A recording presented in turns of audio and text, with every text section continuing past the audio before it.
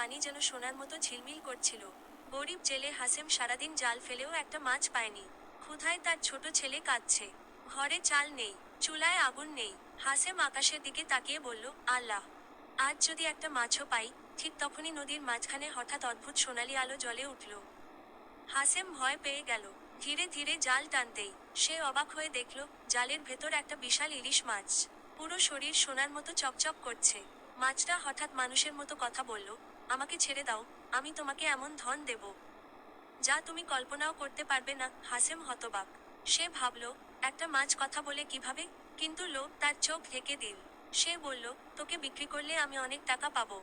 মাছটা আবার বলল, লোভ মানুষের সর্বনাশ ডেকে আনে। কিন্তু হাসেম কিছু শুনল না। পরদিন বাজারে গিয়ে সে সোনার ইলিশটা এক ধনী ব্যবসায়ীর কাছে বিক্রি করে দিল। মুহূর্তেই হাসেমের হাতে এলো অনেক টাকা, নতুন ঘর, দামি কাপড়, সবার সম্মান। কয়েকদিনের মধ্যেই পুরো গ্রামে সে ধনী মানুষ হিসেবে পরিচিত হয়ে গেল। কিন্তু এক রাতে হঠাৎ তার ঘরের ভেতর সেই সোনালি আলো আবার দেখা দিল।